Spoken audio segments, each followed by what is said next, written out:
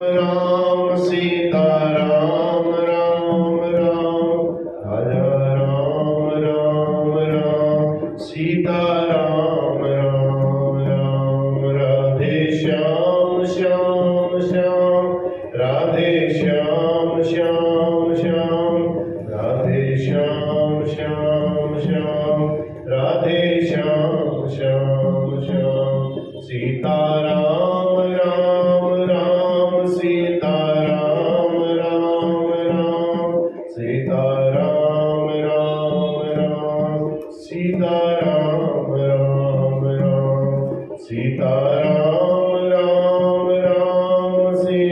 राम राम राम सीता राम राम राम सीता राम राम राम सीता राम राम राम सीता राम राम राम सीता राम राम राम सीता राम राम राम सीता राम।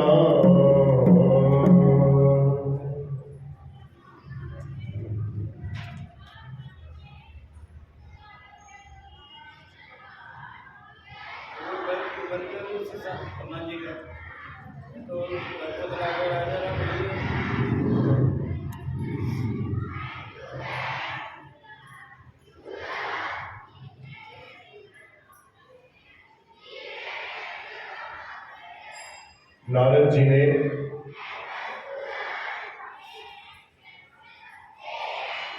मैंने कामदेव पर विजय प्राप्त कर ली है, इस बात को जाकर के भोलेनाथ की शरण में पहुंचे। भोलेनाथ चाहते थे कि पहली गलती है इसमें सुधार हो जाए तो ज्यादा अच्छा है। तो भोलेनाथ ने कहा नारद जी आपने ये बात मुझे कह दी है, आप कहीं भगवान विष्णु के पास जाकर के इस बात को कदापि न कहें। यदि आप भगवान विष्णु के पास जाकर के इस बात को कहेंगे तो इसका परिणाम अच्छा नहीं होगा। तो आप अपने मन की बात को मन में ही रखो, ऐसे नहीं हो। नारद जी ने तुरंत विष्णु लोक न जाकर के ब्रह्म लोक गए। ब्रह्मा जी को बोला, ब्रह्मा जी ने कहा नारद जी आपने हमें बता दिया, आप जाकर के शंकर जी और विष्णु जी को बताने की आवश्यकता नहीं है। भगवान विष्णु के पास आए। भगवान विष्णु ने कहा नारद जी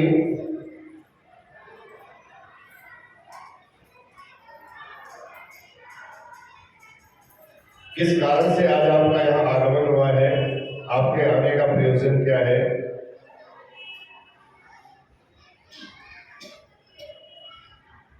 नारद जी ने सारी बातें बताई। अंत में कामदेव पर विजय वाली बात भगवान को बताई।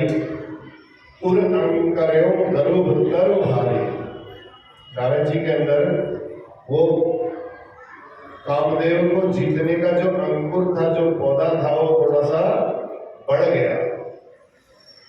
भगवान ने कहा भैया इनके हृदय में जो अहंकार का गर्व का पौधा अंकुरित हो गया है, अवश्य इसको उखाड़ना पड़ेगा। बेगिसो में डाली हूं उखाड़ी, इसको तुरंत मुझे उखाड़ना पड़ेगा, क्योंकि मेरा प्रण है जो अभिमान लेकर के मेरे पास आता है, मैं उसके अभिमान को दूर कर देता हूं। भगवान शिव ने दबाने का कार्य किया। नारद जी को कहा नारद जी आप किसी को इस बात को मत कहिएगा। शंकर जी ने सोचा शायद अब ठीक हो जाए, लेकिन भगवान नारायण दबाते नहीं है, उसको जड़ से ही उखाड़ करके फेंक देते हैं। चाहे कोई भगवान को कोई लीला क्यों न करनी पड़े, कोई भूमिका क्यों न बांधनी पड़े, नारद जी ने भगवान को प्रणाम किया और चल पड़े। भगवान ने देखा कि नारद जी ने अपने कामदेव पर विजय की बात बता दी है, और भगवान से भगवान ने कहा इनके जो अभिमान इनके मन में हो गया उसको दूर कैसे किया जाए। तो भगवान ने 100 योजन की बड़ी माया नगरी बना दी, बड़ी सुंदर सी भव्य दिव्य, जिसका नाम श्रीपुर था। नारद जी चल ही रहे थे तो भगवान ने ऐसी माया बनाई तुरंत, जिसकी शोभा भगवान के बैकुंठ में जहां नारद जी गए थे उससे भी कई गुना अधिक सुंदर। उस नगर का जो राजा था उसका नाम था शीलनी। उसकी एक कन्या थी विश्वमोहिनी। और भगवान की ऐसी माया, आज ही भगवान ने उस विश्वमोहिनी का स्वयंवर ही रचा दिया। नारद जी रास्ते में जा रहे हैं, उस नगरी में जैसे ही पहुंचेंगे तो नारद जी को दिखेगा कि आज वहां स्वयंवर भी है। अब मन में विचार होता है कि भगवान ने इतनी जल्दी माया का निर्माण कैसे कर दिया।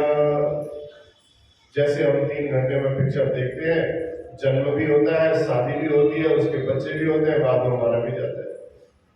3 घंटे में सब कुछ खत्म हो जाता है, ना वो मरता है, ना उसका जन्म होता है, ना कुछ होता है। ऐसे ही भगवान ने विश्वमोहिनी, एक माया भगवान ने तुरंत तैयार की।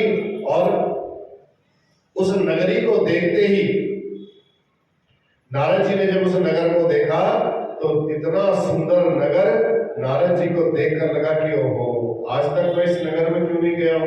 मैं इतनी जगह घूमते रहता हूँ, सब जगह जाते रहता हूँ, इस रास्ते से कभी नहीं आया मैं, क्या बात। चलो इसे चल करके देखता हूं। नारद जी उस शीलनिधि राजा के नगर पर पहुंचे। जैसे ही वहां पहुंचे नारद जी के मन में लोभ आ गया। अब सारे अवगुण नारद जी के अंदर आने लगे। ये सब भगवान की लीला से हो रहा था। भगवान ने चाहा कि अब इनके अभिमान को दूर कर दिया जाए। इस भाव से भगवान ने उस नगरी की रचना की और नगरी को देख करके नारद जी को मोह हुआ, लोभ हुआ। और कहने का मतलब भगवान ही इसके निर्माता है, प्रोड्यूसर भी भगवान ही है, इसको चला भी भगवान ही रहे हैं, अभिनय भी, नृत्य भी भगवान ही करवा रहे हैं। जैसे ही नारद जी नगर में प्रवेश किए, राजभवन में तुरंत जैसे अंदर को प्रवेश किए, राजा ने नारद जी को देखा। शीलनिधि राजा ने तुरंत खड़े होकर के नारद जी का स्वागत किया और अपनी बेटी को बुलाया। विश्वमोहिनी को बुला करके नारद जी को हस्त दिखाया, हाथ दिखाया। कहा, नारद जी महाराज मेरी बेटी का हाथ देखिए। और कन्या का हाथ दिखाया। कहूं नाथ गुण दोष सब, इसके जो गुण हैं और जो दोष हैं ये सब आप कृपा करके मुझे बताएं। देखो नारद जी पहले हिमाचल के पास गए थे, वहां पार्वती का हाथ देखा था। तो पार्वती का हाथ देखते हुए दक्ष ने कहा था, हिमाचल ने कहा था, कहो सुता के दोष गुण। महाराज पहले दोष बताइए फिर गुण बताना। लेकिन यहाँ शीलनिधि राजा कहता है, मेरी विश्वमोहिनी बेटी के पहले गुण बताइए महाराज, उसके बाद फिर दोष जो होंगे वो बताइएगा। तो कहें क्योंकि यहाँ माया का उद्देश्य नारद जी को मोहित करना है, इसलिए नारद जी ने गुण पहले बताएंगे तो गुणों पर मोहित हो जाएंगे। अब राजा शीलनिधि को कन्या के गुण पहले बताने के लिए कहते हैं। तो नारद जी ने जैसे ही उस विश्वमोहिनी श्री देवी का दर्शन किया, नारद जी ने हाथ देखा तो हाथ देखते ही नारद जी बड़े मोहित हो गए। बड़े देर तक उस कन्या को निहारते रहे, देखते रहे। साक्षात क्योंकि भगवान की विश्वमोहिनी माया थी, वो तो मोहिनी लक्ष्मी के रूप में स्वयं आई हुई थी। तो नारद जी भगवान की माया से मोहित हो गए।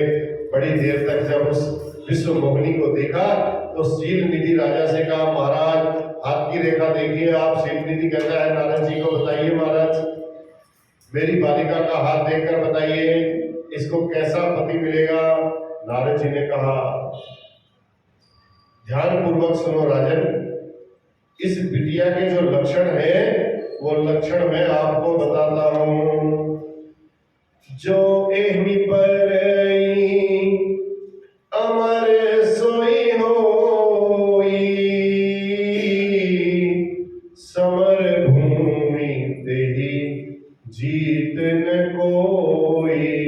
राम सिया राम, सिया राम, जय जय राम।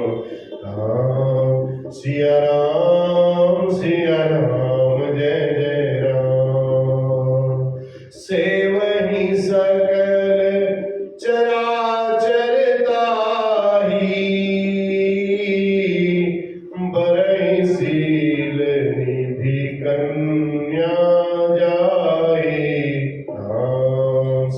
राम जय जय राम, राम सिया राम जय जय राम। नारद जी मोहित हो गए उस कन्या को देखकर। नारद जी ने जो उसका दिख रहा था नारद जी को वो नहीं बताया। नारद जी ने थोड़ा सा उसको घुमा करके बोलना शुरू कर दिया।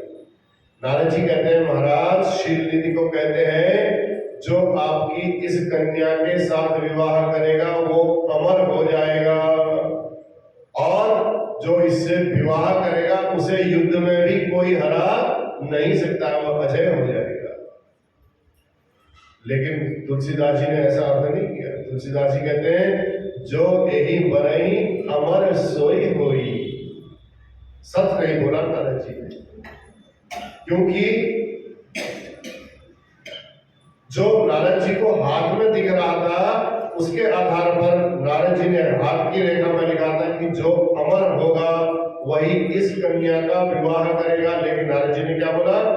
जो इस कन्या के साथ शादी करेगा वो अमर हो जाएगा।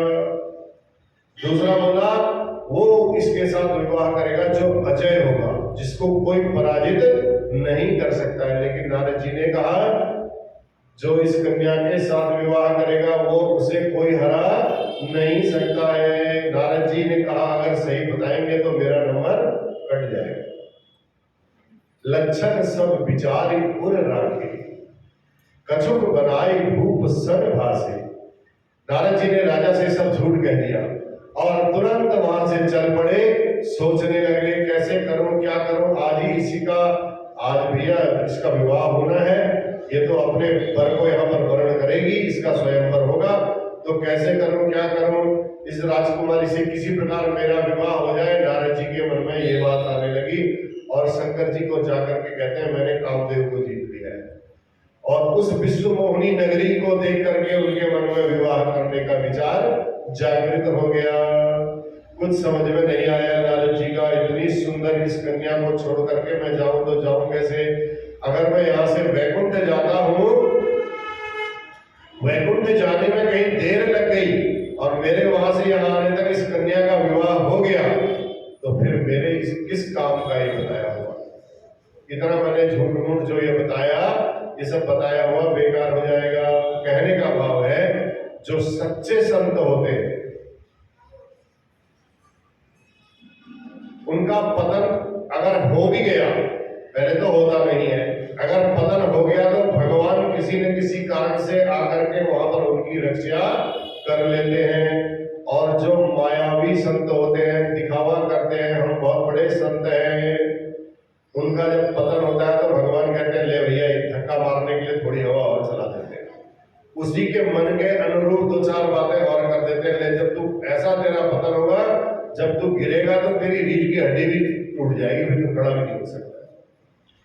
उख रही अंतन होई निबाहु, काल नेमि जिमि रावण राहु। राम सिया राम जय जय राम, राम सिया राम जय जय राम। जिसने संत का वेश बनाया काल नेमि राक्षस ने, तो जिसने संत का वेश बनाया वह संसार में एक न एक दिन अवश्य प्रकट हो गया।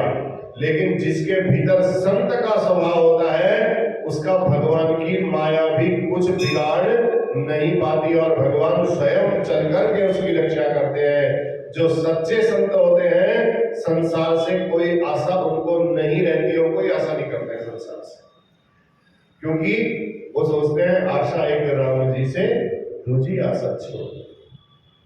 आज नारद जी के मन में एक विचार आ गया कि वह स्त्री उनको कैसे प्राप्त हो। तभी नारद जी को ध्यान आया, नारद जी ने कहा मोरे हित हरि सम नहीं को, मेरा हित भगवान विष्णु से कोई अलावा, उनके अलावा कोई दूसरा कर नहीं सकता। परमात्मा के अलावा कोई दूसरा ऐसा जो नहीं है नारद जी ने जब ये मन में सोचा कि ये रोग लग गया नारद जी को कि मुझे विवाह करना है उस विश्व मोहिनी कन्या से, तो नारद जी को लगा कि भगवान विष्णु के पास चलना चाहिए, वही मेरा हित कर सकते हैं। कहने का भाव है संसार से कामना अगर की तो उसका परिणाम नहीं मिलेगा। याद रखो, संसार से हमने अगर इच्छा की है हमें ये चीज प्राप्त हो जाए तो वो चीज मिलने वाली नहीं। अगर नारद जी चाहते कामदेव से भी सुंदरता ले सकते थे। नारद जी ने कामदेव के पास नहीं गए सुंदरता लेने के लिए। नारद जी महाराज ने सबको एक बहुत सुंदर शिक्षा दी। नारद जी महाराज संसार से कामना नहीं कर रहे, कामना कर रहे हैं क्या बोला, मोरे हित हरिसम नहीं को, मेरा हित करने वाले परमात्मा ही है, उनके समान और कोई दूसरा नहीं है।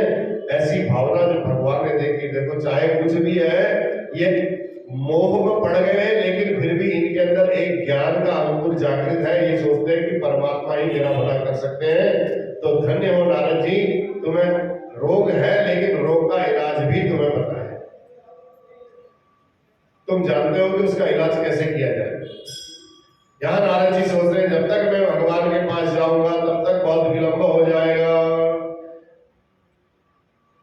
तो नारद जी ने भगवान का ध्यान किया और साक्षात प्रभु चतुर्भुज रूपधारी भगवान विष्णु प्रकट हो गए। बोलिए भक्तवत्सल भगवान की जय।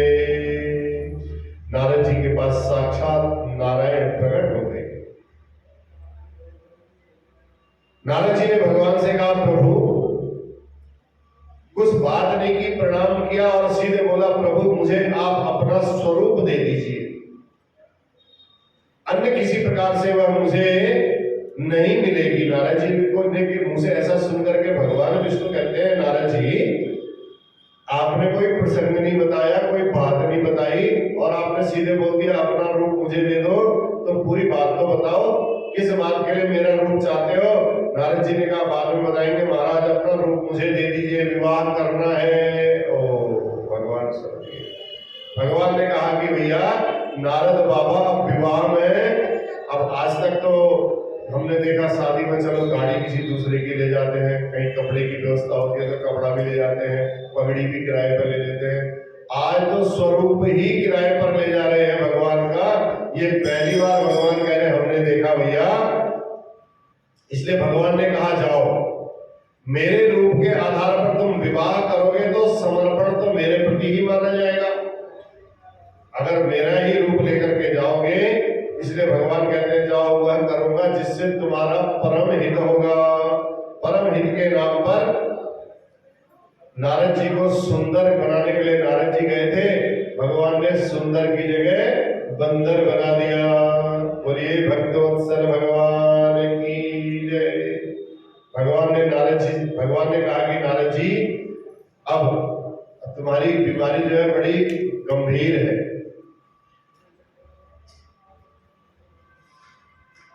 अब इसको जड़ से उखाड़ने के लिए मुझे इसका गहरा इलाज करना पड़ेगा, ऑपरेशन करना पड़ेगा। उपत भाग रुज व्याकुल रोगी, वैदन देई सुनऊ मुनि जोगी।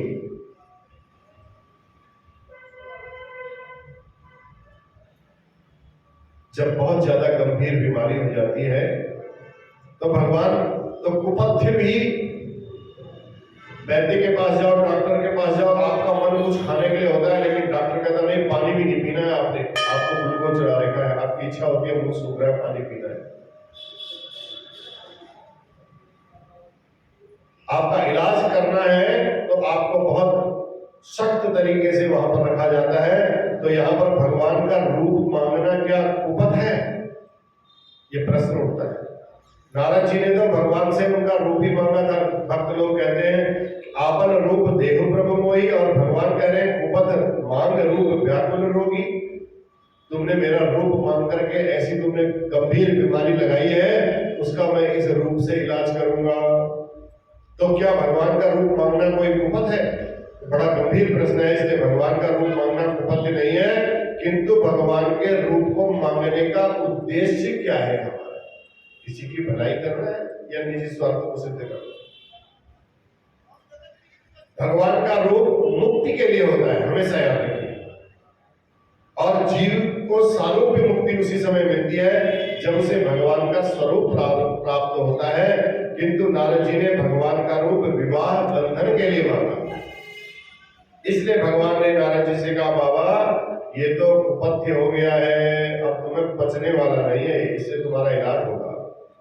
भगवान कह रहे हैं, नारद जी मैं तो वो ही करूंगा जिससे आपका परम हित होगा। नारद जी का हित करने के लिए भगवान ने नारद जी को क्या बना दिया? बंदर बना दिया। सुंदर बनने के लिए गए थे नारद जी, लेकिन भगवान ने बंदर बना करके भेज दिया। नारद जी जब सभा में आए तो नारद जी को लग रहा है कि अब तो मैं भगवान श्री हरि का रूप लेकर के आया हूँ, बड़ा सुंदर स्वरूप है, भगवान से ज्यादा सुंदर तो कोई नहीं। शांताकारं भुजगशयनं पद्मनाभं सुरेशम, इतने विशेषण से युक्त भगवान का स्वभाव है। तो नारद जी ने पंक्ति में बैठ गए। नारद उनको लगा कि नारायण से सुंदर संसार में कोई है नहीं, जैसे ही राजकुमारी आएगी और देखेगी तो मुझे देख करके सीधे मुझे ही जयमाला पहना देगी। इधर भगवान ने अपने दो गणों को संवाददाता बना करके भेज दिया जय और विजय को। कहा, भैया तुम मुझे पल पल की खबर बताते रहना फोन पर कि वहां स्वयंवर जहां हो रहा है, वहां स्वयंवर में क्या क्या हो रहा है, ये मुझे पल पल की खबर बताते रहना। मेरे आशीर्वाद से जय विजय को बोला, तुम मुझे खबर बताते रहोगे तो मेरे आशीर्वाद से तुम्हें संपूर्ण मेरे रहस्य का ज्ञान भी हो जाएगा आज के बाद। तो भगवान कैसे करते हैं नारद जी का इलाज देखिए। रहे कहाँ दुई रुद्रगण, ते जाने सब भेव। जो भगवान रुद्रगण है वो नारद जी के बारे में सब कुछ जानते हैं। भगवान की करुणा देखिए, नारद जी को बंदर जैसा बना दिया, लेकिन ये ज्ञान और किसी को नहीं है, केवल रुद्रगणों को ज्ञान है, विश्व मोहिनी को है। जो बरमाला डालने आ रही है वो देख रही है कि नारद जी बंदर के समान, और राजा जितने बैठे हैं सब अपने में बिल्कुल सुंदर बन करके बैठे हुए हैं सब लोग, कोई एक दूसरे को थोड़ी देख रहा है। अभी केवल जब विश्व मोहिनी पर ही सबकी नजर है। और जो रुद्रगण जो दो भगवान ने भेजे हैं वो उनको पता है कि नारद जी बंदर के रूप में यहाँ पर बैठे हैं। नारद जान सबही शिव नाम। जैसे ही नारद जी का सभा में प्रवेश हुआ वैसे ही दोनों रुद्रगण उनके आसपास आकर के बैठ गए और उनकी बड़ी प्रशंसा करने लगे नारद जी का। अरे नारद जी को अच्छा लगा। नारद जी से कहा, महाराज बहुत सुंदर लग रहे हो, आज आप बहुत अच्छे लग रहे हो। बहुत प्रशंसा करने लगे, आप बिल्कुल गंधर्व की तरह लग रहे हो महाराज, एकदम चमाचम लग रहे हो। ऐसी अटपटी वाणी सुनते ही आश्चर्य भी होता है, किंतु सोचते हैं भैया मैं तो इतना सुंदर नहीं था, लेकिन मेरे प्रभु ने आज मुझे इतना सुंदर बना दिया। आज हरि का रूप मिला, हो सकता है इसलिए कह रहे हो ये लोग मेरे को इतने सुंदर लग रहे हो। किंतु कन्या ने जैसे ही नारद जी को देखा, मरकट बदन भयंकर देहि, देखत हृदय क्रोध भाते। बंदर के रूप में नारद जी को देखते ही कन्या को भयंकर क्रोध आ गया। मेरे से शादी करने के लिए ऐसे बंदर भी आ गया, गुस्सा तो आएगा ही। जिस पंक्ति में नारद जी बैठे थे उस पंक्ति की ओर देखा भी नहीं उस कन्या ने, भूलकर भी दृष्टिपात नहीं किया। ओहो, जेहि दिशि बैठे नारद भूली, सो दिशि तेहि न बिलोकी भूली। भूल करके भी उस पंक्ति की ओर नहीं देखा। नारद जी को लोग लगा कि हो सकता है इस कन्या ने, और राजा भी बैठे थे तो वहीं से दृष्टि डाली, शायद मेरे तक नजर नहीं पड़ पाई। यदि देख लेती तो शायद सीधे आकर के मेरे गले में वरमाला डाल देती। देखो भगवान की लीला, जिस पंक्ति में नारद जी बैठे हैं उस पंक्ति की ओर भगवान की माया ने भूल करके भी दृष्टिपात किया। इसका आशय यह है कि जिस पंक्ति में भगवत कृपा प्राप्त कोई संत बैठा हो तो माया की हिम्मत नहीं है कि वो वहां जाकर के अपनी दृष्टि भी वहां पहुंचा दे। तो नारद जी माया की दृष्टि से तो बच गए, बल्कि अपने पंक्ति में बैठे हुए सभी राजाओं को माया की दृष्टि से बचा लिया। उस पंक्ति में किसी के पास नहीं गई वो माया विश्व। अर्थात एक सच्चा संत तो माया की दृष्टि से बच जाता है, वरना अपने सानिध्य में रह रहे जीवों को भी माया की कुदृष्टि से बचा लेता है। ये संत के लक्षण होते हैं। इसलिए अच्छे लोगों के साथ बैठोगे तो उनके अच्छे गुणों से, अच्छे उनके पुण्यों से आपके पुण्य भी बढ़ जाते हैं, आपके कष्टों का भी निवारण हो जाता है।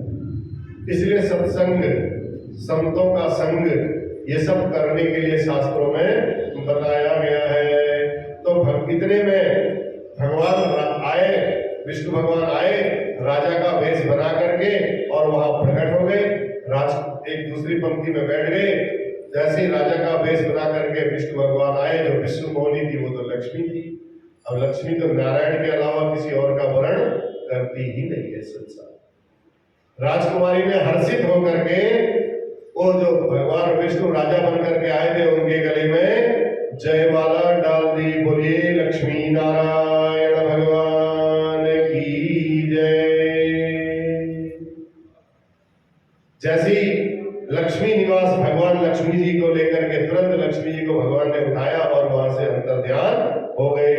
राजाओं का संपूर्ण समाज वहां पर निराश हो गया। मोह के कारण नारद जी की बुद्धि भ्रष्ट हो गई, नष्ट हो गई। स्मृति भ्रंशात् बुद्धिनाश, बुद्धिनाशात् प्रणश्यति, बुद्धि नष्ट हो गई नारद जी। अत्यंत व्याकुल हो गए नारद जी। इतने में जो रुद्रगण भगवान ने वहां पर दोनों रखे थे, उन्होंने नारद जी से कहा, हंसते हुए कहने लगे, अरे महाराज इतना गुस्सा कर रहे हो, पहले एक बार गुस्सा करने से पहले अपना मुंह देख भी तो लो दर्पण पर। आप लग कैसे रहे हो, यहाँ तो शादी करने के लिए आए हो। ऐसा कहा और कहकर के दोनों रुद्रगण भागने लगे। अब नारद जी को विश्वास हो गया कि जरूर कोई न कोई विशेष बात है, दाल में जरूर कुछ काला है। जैसे ही उन्होंने जल में, दर्पण तो होते नहीं थे, जल में गए, स्थिर जल में अपने मुंह को देखा, देख करके बंदर सी आकृति देख करके उनको भयंकर क्रोध आ गया एकदम। अब शिव जी के गण भागने लगे, बोले भाई भागो भाइयों, बाबा जी बड़े क्रोध में है, अब आज कौन सा श्राप देंगे राम जाने, अब ये हमें पता नहीं। दोनों शिव जी के गण भागने लगे और नारद जी ने भागते हुए शिव गणों को श्राप दे दिया, तुम दोनों कपटी हो, पापी हो, राक्षस हो जाओ। जाओ, मैं तुम्हें आज से श्राप देता हूं, तुम राक्षस हो जाओ। तुमने सत्य का अपमान किया है। एक ने कहा चलो नारद जी से माफी मांग लेते हैं, दूसरे ने कहा अरे प्रणाम ना करो, नहीं तो दो चार श्राप कहीं और दे दिए तो बड़ी मुश्किल हो जाएगी। दोनों भाग चलते हैं महाराज। नारद जी बहुत क्रोध में, क्रोध की ईश्वर पराकाष्ठा है। जिस क्रोध को बाबा ने जीत लिया था, आज वही क्रोध उनकी पराकाष्ठा में दिख रहा है। नारद जी सोचते हैं कि या तो आज श्राप दूंगा या आत्महत्या कर लूंगा। नारद जी के आगे कोई ऑप्शन नहीं बचा। सारे जगत में भगवान विष्णु ने मेरा उपहास कराया है, या तो मैं संसार में नहीं रहूंगा या मैं इनको श्राप देकर के रहूंगा। ऐसा सोच करके नारद जी चले। अब चले तो भगवान वही बीच में प्रकट हो गए।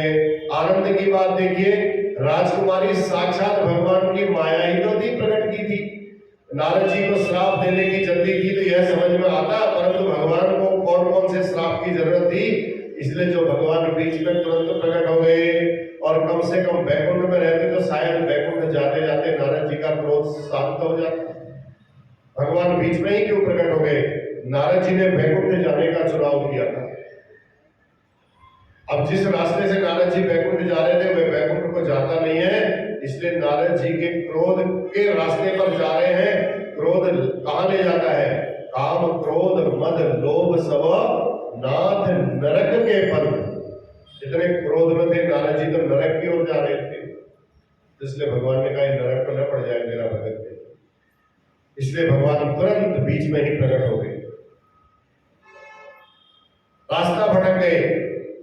भगवान ने सोचा कि इतने क्रोध में बैकुंठ पहुंच जाए, हो नहीं सकता। तो क्या जब कोई अपना रास्ता भूल जाता है, हम उसे कहते हैं देखो जाओ वहीं खड़े रहो, मैं आपको वहीं पर आकर के ले लेता हूं, वहीं से रिसीव कर लूंगा आपको, आप खड़े जाओ। जब समझ में नहीं आता है कौन करते हैं जी, मैं फलानी जगह पर करता हूँ। नारद जी को भगवान ने देखा कि रास्ता भूल गए हैं, सोचा चलो स्वयं चल करके उनके रास्ते का उनको ज्ञान करा दिया जाए।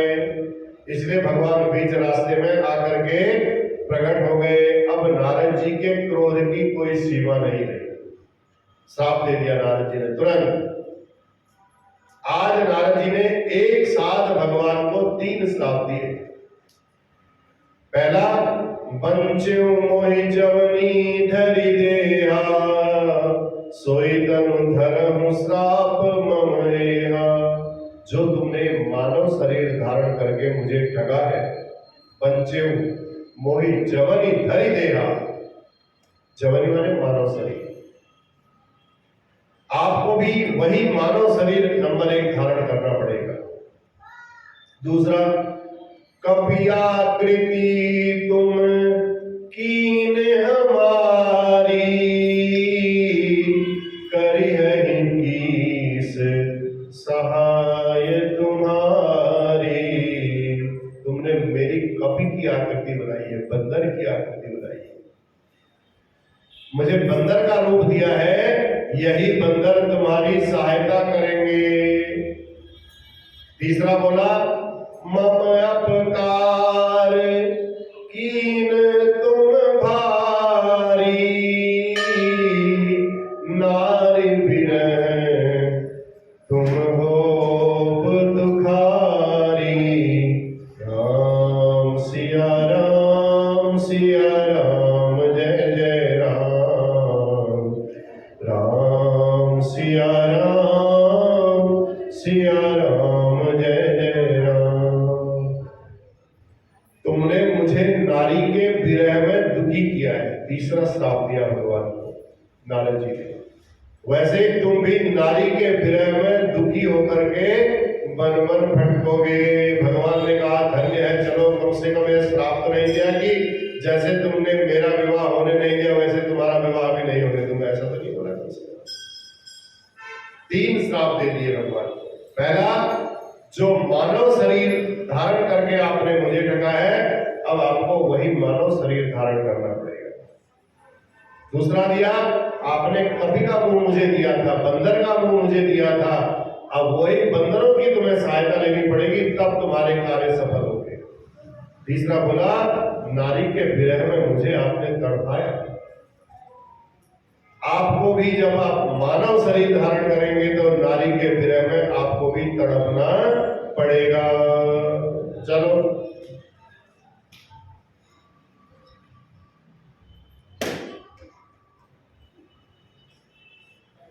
एक देखो, भगवान को आज तक लगातार 3 श्राप किसी ने नहीं दिए नारद जी के अलावा। नारद बाबा की ऐसी हिम्मत थी, इतनी शक्ति थी कि एक बार में ही 3 श्राप दे दिए। आस्था भी थी भगवान के प्रति, विश्वास से गए थे, प्रभु इतना सुंदर है, मेरे को अपना स्वरूप दे देंगे, खूब फटकार भी लगाई, श्राप ही नहीं दिया। परम स्वतंत्र न सिर पर कोई, परम स्वतंत्र सिर पर कोई नहीं है, जो मर्जी आए वही करते रहो। समुद्र मंथन करवाया, भगवान से कहते हैं बिना समुद्र मंथन करवाया और बेचारे भोले बाबा को आपने उसमें से विष निकला तो विष उनको दे दिया, देवताओं को आपने अमृत पिला दिया, असुरों को सुरापान करा दिया, मदिरापान करा दिया, स्वयं कौस्तुभ मणि ली और लक्ष्मी जी को भी साथ लेकर के चले गए। स्वतंत्र भाई साहब, आपकी तो कोई सिर पर है नहीं, हम जाकर के आपकी कंप्लेंट करें तो किससे करें। तो भगवान सब सुन रहे थे, मानो श्राप शीश पर धर करके स्वीकार कर रहे थे। बाबा देखो, तुम कहते हो मैं परम स्वतंत्र हूं, लेकिन देखो मैं तुम्हारे श्राप को आज अपने शीश पर धारण कर रहा हूं। तुम जैसे संत तो मेरे शीश पर बैठते हैं, मैं परम स्वतंत्र कैसे हो गया बताओ। भगवान ने कहा मैं अपने भक्तों के अधीन हूं, अपनी माया को दूर कर दिया। तुरंत भगवान ने जो लक्ष्मी अपने उस स्त्री को लेकर के साथ में आए थे, उस स्त्री को हटाया, दिखाया लक्ष्मी और नारायण के रूप में रख दिया। नारद जी को लगा अरे ये तो साक्षात लक्ष्मी नारायण है। अब क्या हो, नीचे देखा तो 100 योजन का नगर, तो जहां से आ रहे थे वो उधर दिखाई दे रहा था उतनी देर तक, वो भी नहीं दिखाई दिया। अब भगवान की जादूगरी को समझ गए महाराज। कुछ नहीं था, जो नारद जी देख रहे थे सब गायब हो गया। ये क्या हो रहा है? राजकुमारी भी जो खड़ी थी भगवान के साथ वो भी गायब हो गई। केवल भगवान नारायण ही खड़े खड़े अब मुस्कुरा रहे हैं। नारद जी ने चारों ओर देखा, तब नारद जी को लगा कि अरे राम, मुझसे तो बहुत बड़ा अपराध हो गया। मैंने अपने परम प्रभु को श्राप दे दिया। साक्षात भगवान को मैंने श्राप दे दिया। भगवान के चरणों में नारद जी गिर पड़े। भगवान के चरणों में कहने लगे, प्रभु मेरा श्राप झूठा हो जाए, मृषा हो मम श्राप कृपाला। हे प्रभु, जो मैंने श्राप दिया है वो श्राप आपका झूठा हो जाए। भगवान ने कहा मम इच्छा। भगवान उसको अपनी इच्छा बना लेते हैं, यह भगवान की कृपा है। भगवान ने कह दिया ये सब जो भी हुआ था ये सब मेरी इच्छा से ही हुआ था। तुम्हारे अभिमान को मैं मिटाना चाहता था, तुम्हारे अंदर जो अहंकार हो गया था उस अहंकार को मैं दबाना चाहता था, जड़ से उखाड़ना चाहता था, इसलिए मैंने ऐसी लीला की। जाओ भगवान शिव के सतनाम का आश्रय लो, और भगवान के सतनाम का आश्रय लोगे तो हृदय में तुम्हें विश्राम मिलेगा। जपहु जाय शंकर सतनामा, शंकर जी के नाम का स्मरण करो, क्योंकि तुमने जिस गुरु का अपमान किया है वो त्रिभुवन के गुरु है, और गुरु का अपमान करके कोई सुखी नहीं रह सकता है, याद रखिए। इसलिए भोलेनाथ के जो 100 नाम है, सतनाम का तुम आश्रय लो, तब जाकर के तुम्हें कहीं अब विश्राम मिलेगा, आराम मिलेगा। मैं आशीर्वाद देता हूं, ये माया आज के बाद तुम्हारे आसपास भी नहीं भटकेगी। अब नारद जी ने कहा महाराज ऐसा कौन सा चमत्कार हो गया कि आपकी माया मुझे नहीं खोएगी? भगवान ने कहा देखो, जब तुम मुझे डांट रहे थे, फटकार लगा रहे थे, तो मेरी माया मेरे बगल में खड़ी थी और आप मुझे डांट रहे थे। तो माया बेचारी उस समय आपके क्रोध को देख करके ऐसे कांप रही थी तर, और सोच रही थी कि जो संत भगवान को नहीं छोड़ते हैं, अगर भला वो मुझे क्या छोड़ेंगे बताओ। इसलिए महाराज वो जोर जोर से कांप रही थी, लेकिन जब तुम्हारे अनुनय विनय का समय आया उससे ही पहले वो माया को गायब कर दिया। जब प्रणाम करते देखेगी तो उसका बल और बढ़ जाएगा, इसलिए मैंने आपको प्रणाम करते समय उस माया को यहाँ पर रखा ही नहीं, माया को गायब कर दिया। इसलिए आप प्रणाम करो, इससे पहले ही मैंने माया को भगा दिया, गायब कर दिया। अब न तुम्हें माया नियराई, इसलिए अब तुमको माया देखेगी नहीं, क्योंकि माया ने तुम्हारा क्रोधित वाला रूप ही देखा, प्रणाम करने वाला रूप नहीं देखा। अब तुम्हारे आसपास कभी नहीं भटकेगी, इसलिए मैं आपको आशीर्वाद देता हूं। और चौथा कारण तुम्हें सुनाता हूं। चौथे कारण को हम लोग श्रवण करें। पहले भगवान का नाम स्मरण बड़े भाव से करना चाहिए। बोलिए भक्तवत्सल भगवान की। भगवान भोलेनाथ माता पार्वती को राम जी के अवतार का चौथा कारण सुना रहे हैं। कथा का प्रसंग तो चल रहा है, भोलेनाथ माता पार्वती को राम कथा श्रवण करा रहे हैं। भाव से भगवान भोलेनाथ का वर्णन कर रहे हैं, कह रहे हैं हे देवी सुनो, राम जन्म का चौथा कारण सुनाने जा रहे हैं, जिसके लिए साक्षात परब्रह्म परमात्मा मानव शरीर धारण करके प्रकट हुए हैं। स्वयंभू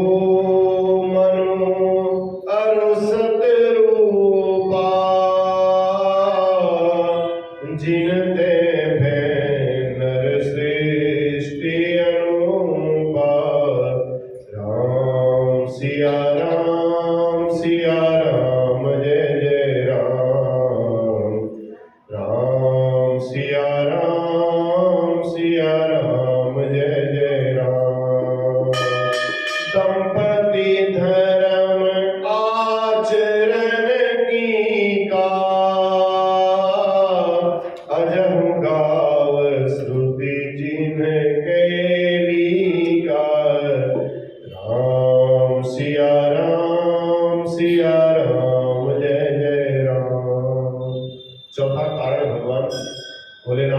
पार्वती जी को सिखा रहे हैं। स्वयंभू मनु और शतरूपा के संतान होने से ही हम सभी मानव कहलाए। मनु की संतान होने के कारण पहली जो मैथुनी सृष्टि संसार में भगवान के द्वारा हुई वो मनु और शतरूपा के द्वारा। श्रीमद् भागवत में सुनाया था इसका विस्तार से वर्णन। तो महाराज मनु के वंशज होने के कारण ही हम लोग मानव कहे जाते हैं। मनु महाराज ने 71 चतुर्युगी तक राज्य किया, किंतु 71 चतुर्युगी तक राज्य करने के बाद भी जब उनको वैराग्य नहीं हुआ, होइन विषय विराग भवन बसत भा चौथ हृदय बहुत दुख लाग जन्म गयौ हरि भगत बिनु।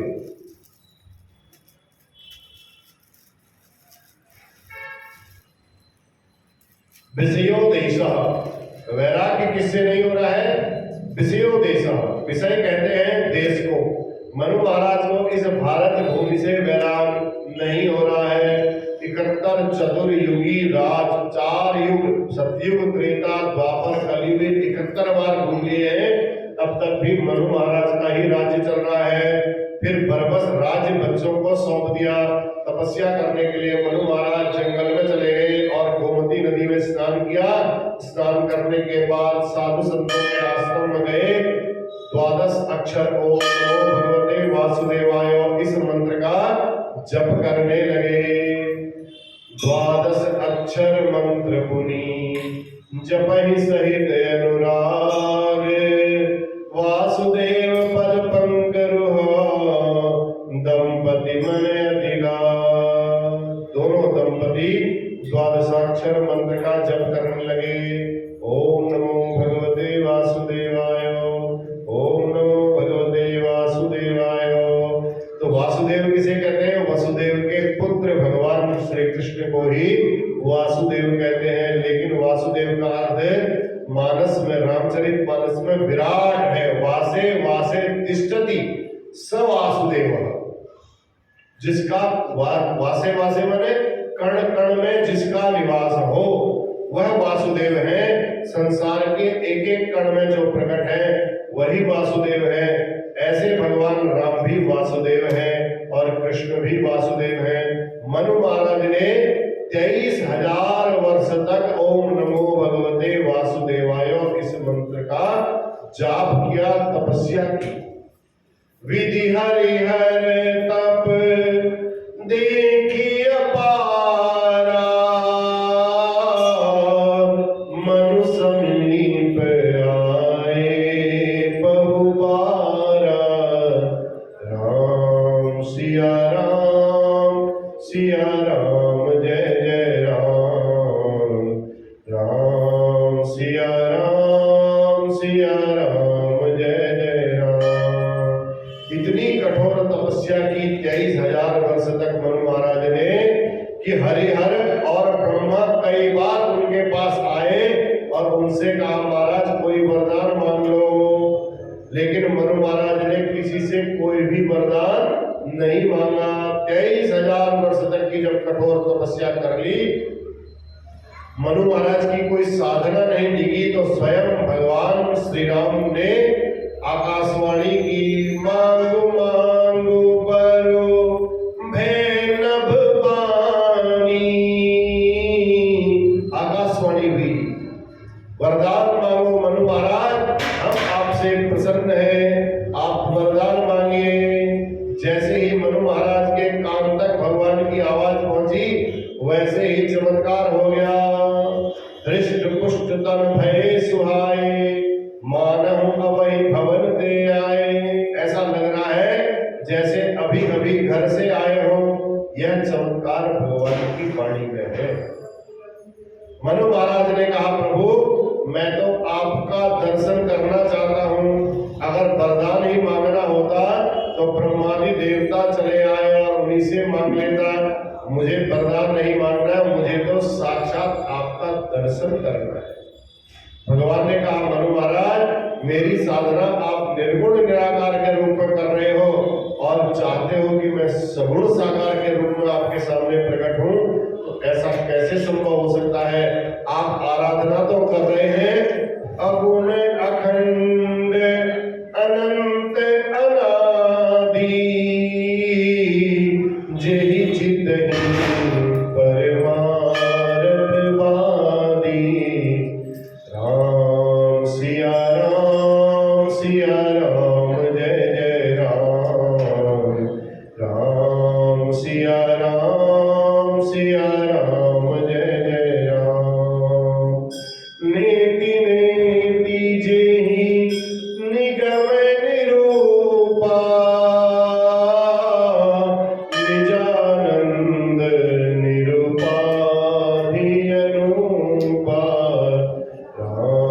सिया राम जय जय राम।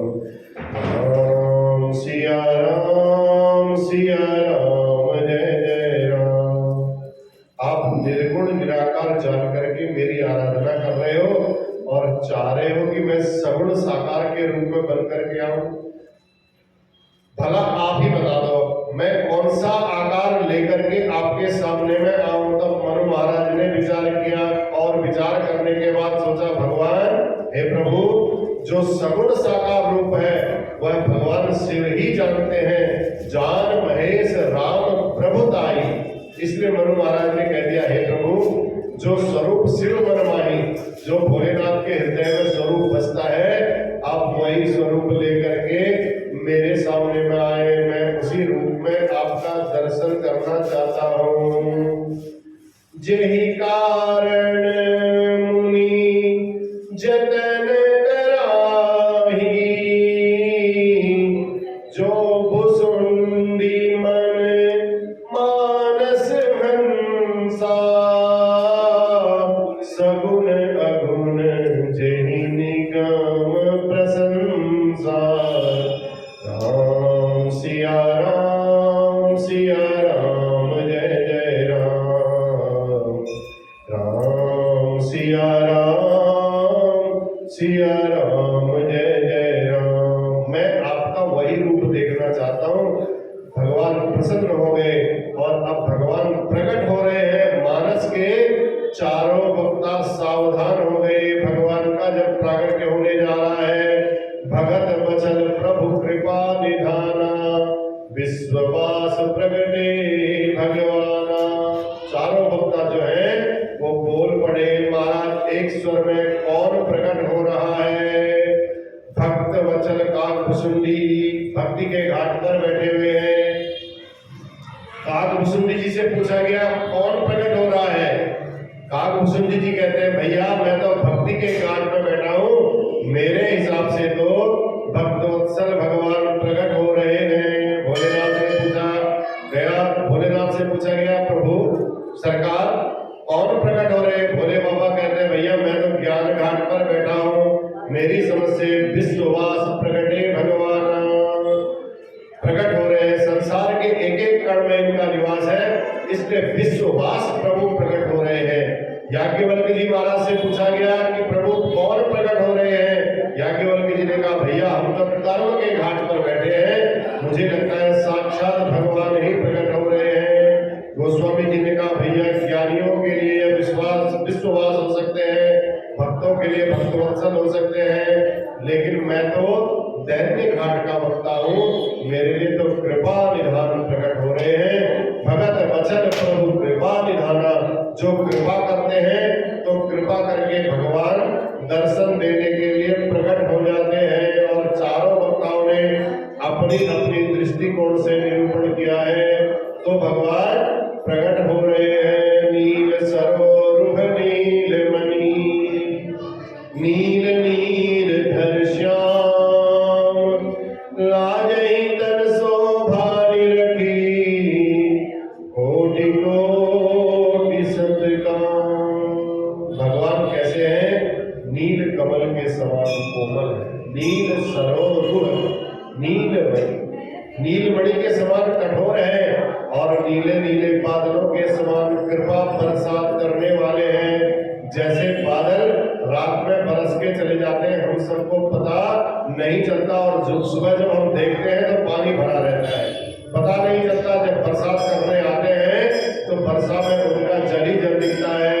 तो बादल बरसात करके जैसे दिखाई नहीं पड़ते, उसी प्रकार भगवान भी कृपा निधान है, कृपा करते हुए दिखाई नहीं देते। लेकिन हमारे पास आज जो कुछ है, जो पानी की तरह जो हमारे पास दिखाई दे रहा है, ये उन्हीं की कृपा का परिणाम है। दिखाई नहीं दिए लेकिन दिया सब कुछ भगवान। इसी प्रकार नील सरोवर नील मणि, नील नीर धर श्याम। भगवान नील नीर धर है, निरूपण किया। साक्षात भगवान प्रकट हो रहे हैं। मन सदरूपा भगवान के चरणों में साक्षात लेट करके साष्टांग दंडवत प्रणाम कर रहे हैं। भगवान ने उठाया मनु महाराज को, और मनु महाराज कहते हैं महाराज, मनु महाराज से भगवान कहते हैं उठा करके वरदान मांगो, बहुत कठोर साधना आपने कर ली है। भगवान ने जैसे ही उठाया, मांगहु वर जोई भाव मनो, महादानी अनुमानी, मुझे महादानी मांग लो आप, भगवान कहते हैं आज जो मन भावे आपको, जो अच्छा लगे, मांगो वर जोई भाव मनो, जो आपके मन में हो मैं वो वर देने के लिए तैयार हूं। मनु महाराज ने किसी शब्द को पकड़ लिया और कहा महाराज देखो, दानी उसे कहते हैं जो वस्तुओं का दान करे, लेकिन महादानी उसे कहते हैं जो अपने को ही सर्वस्व दान दे दे। तो भगवान कह रहे हैं मांगो बरजोई भाव बनो, महादानी अनुमान, मुझे महादानी समझ करके मांगो। लेकिन भगवान को मांगा जाए तो मांगा कैसे जाए? देखो मनु महाराज ने सकुच विहाय मांग नृप मोही। भगवान मनु महाराज की भावना समझ रहे हैं भगवान कि ये मुझे ही मांगना चाहते हैं, इसलिए भगवान कह रहे हैं संकोच मत करो, बिल्कुल त्याग दो अपना संकोच, संकोच करने की आवश्यकता नहीं है।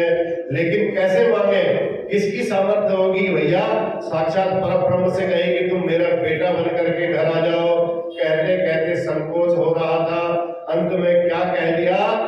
मनु महाराज ने कहा चाहूं तुम ही समान सुता, प्रभु सन कवन दुराव। हे प्रभु, आपसे मैं आपके जैसा बेटा चाहता हूं। भगवान ने कहा धन्य हो महाराज, मैंने तो कहा था कि आप संकोच मत करना, सकुच विहाय मांग नृप मोही। मेरे जैसा बेटा मांग लिया, किंतु अब अपने जैसा मैं कहां से लाऊं?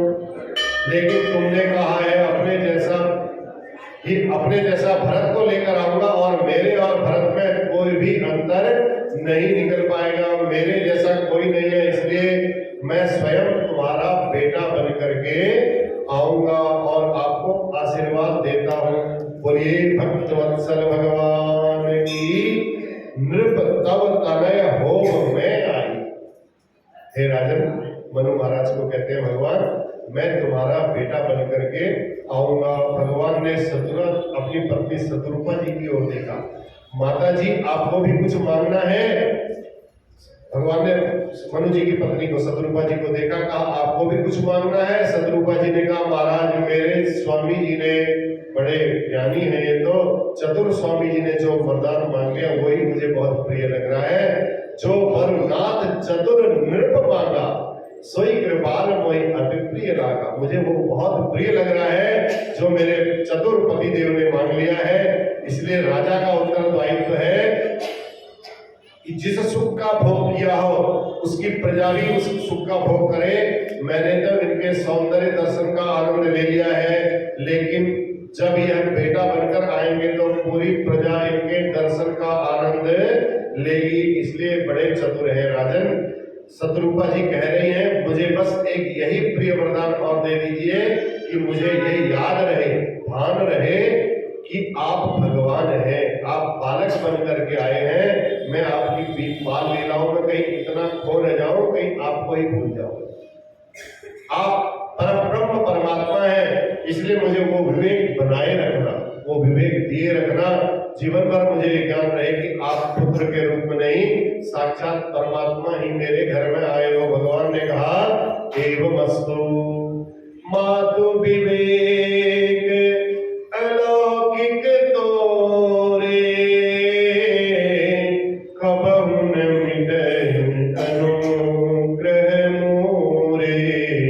राम सिया राम, सिया राम जय जय राम, राम सिया राम, सिया राम जय जय राम। मातु विवेक अलौकिक तोरे, मेरा अनुग्रह, मेरे अनुग्रह से प्रभु तुम्हारा विवेक कभी नहीं मिटेगा। इतने में मनु जी बोल पड़े भगवान प्रभु एक वरदान अगर आप और देना चाहो तो एक वरदान और दे दीजिए। भगवान ने कहा बोलो अब क्या चाहिए भैया? मनु जी बोले महाराज मेरी जो धर्मपत्नी को दिया है उसी का उल्टा मेरी धर्मपत्नी ने मांगा है। आप भगवान है ये मुझे ज्ञान रहे, आप मुझे वरदान दीजिए। आप भगवान है यह मुझे बिल्कुल ज्ञान रहे। मैं पुत्र रूप में आपसे मोह करना चाहता हूँ। अपनी पत्नी के उलट मांग लिया। मनु जी ने कहा मैं पुत्र रूप में ही आपको देखना चाहता हूं, मुझे ये ज्ञान नहीं होना चाहिए। दोनों से कहा जाओ स्वर्ग में निवास करो। उसके पश्चात जब आप अयोध्या में राजा बनेंगे, मनु महाराज को बोला, तब मैं राम बन के आपके यहाँ अवतरित हो जाऊंगा। बोलिए जय सिया राम, जय सिया राम। ये तो भगवान का अवतार, भगवान के अवतार का हुआ चौथा कारण। पांचवा कारण है प्रताप भानु की कथा। शंकर जी पार्वती जी को सुना रहे, समय है ना।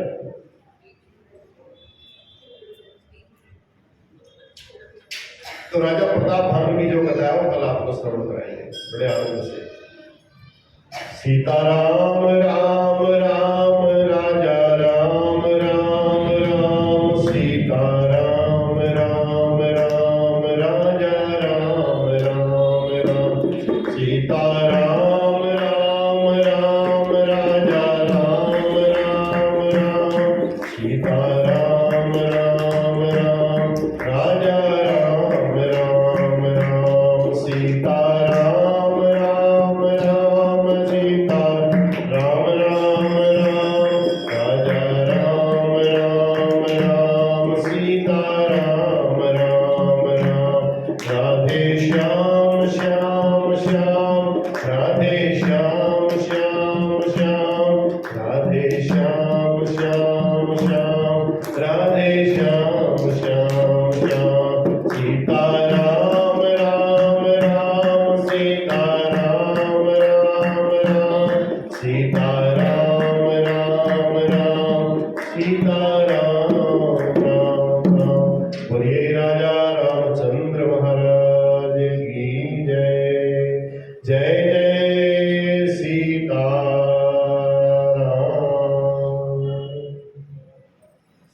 चलिए बंद करो दुबे।